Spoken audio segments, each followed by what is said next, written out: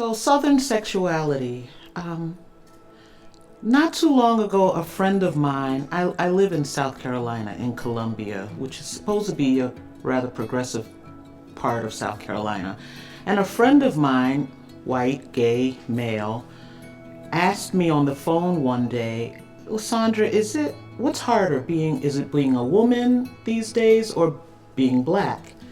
To which I added, I'm also lesbian and living in the Deep South. Um, so as I pondered this question, I couldn't answer him straight away, and I thought about my wife, well, my ex-wife. I thought about the difference in when we were living in New Jersey to when we came down south. My wife is very fair-skinned, and I noticed when we were in New Jersey, we were a unit. It was just us, she and I, among our community. But when we came down south, I noticed people would generally defer to her, the fairer skin of the couple, with everything. Sometimes people would step right over me to speak to her first, and these are the things I started to think about when my friend asked me which was harder. And so, I'm a truth teller and an advocate for civil rights, for human rights. And for some, that may translate into angry black woman. And that's how I decided, I wondered, well, what about my friends who live down here in other parts of the South, as opposed to those who live up north? I wonder what they go through or what their perspective is on the same matters of LGBTQ. So I got a little help from my friends, and they agreed to let you take a glimpse into their lives and share their perspectives on being LGBTQ in the Deep South. They are ministers, teachers, creative artists, mothers, fathers, but most importantly, we are human.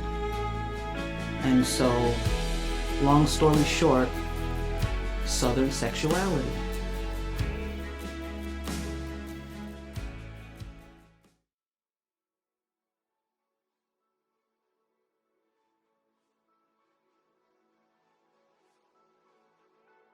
You. I'm well, how are you? I'm so happy to be here. I'm doing great. Thank you. Thank you for having us here today.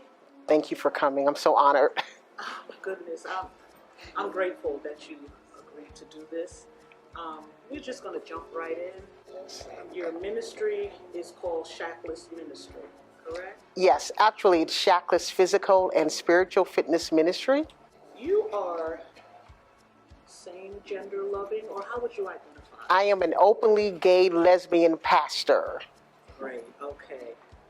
And you're originally from Newark, New Jersey? Yes, I am. Okay. What brought you here to Charlotte? How long have you been Well, here? What brought you here? Yeah, I've been in Charlotte since 1990, and my job with AT&T is really what brought me here. I was recruited from Howard University in 1988 to come and work in Charlotte, North Carolina, and I ended up loving it here, so I decided to make this my home. And what was it that you loved about being here?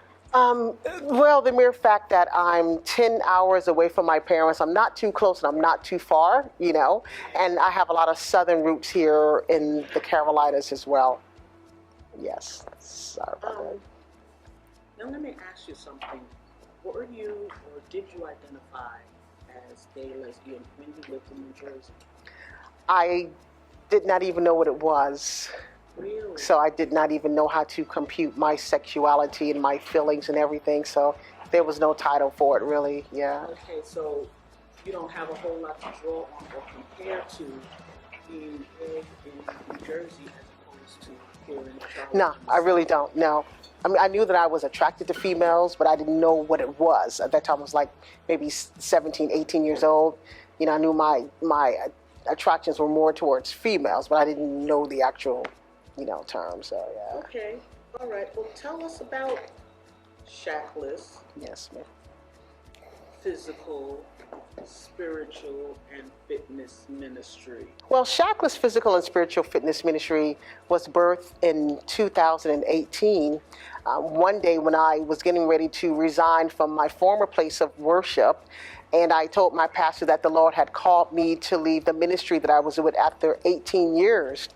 And she said to me, well, what is it that you're going to do? And I said, I really don't know. And it was at that time I began to hear the voice of Shackless. You are incarcerated. You are suffering from obesity, high blood pressure, diabetes, and all that. And I need for you to not only save yourself, but save others. And I said, well, I think the Lord is calling me to start a physical fitness ministry, because a lot of people are starting to follow me. You know, I had lost right at 100 pounds at that time. And she was like, I believe that's what it is. And so it was just birthed in a room. And I just began to one day start having fitness sessions on my own, and people begin to come. And then the Lord said, start doing those on every Saturday, inviting people to come out to the park and work out, etc. And then he called me to go higher with ministry as you see it today. Okay, wow. So tell our audience, what's happening here today? Well, you know, every fourth Saturday we gather here and we have special events, special themed events. So this event is specifically catered to honoring the Hispanic community and the Black community, the LGBT community, just inviting them in to experience life on our side of the track of worship and then life on their side on the tracks of worship. We have amazing singers, Miss Nikki Dunn. We have the amazing Michael Fargas, who travels on Carnival Cruise Lines. He's back there, and he is here, and he's just going to bless us today.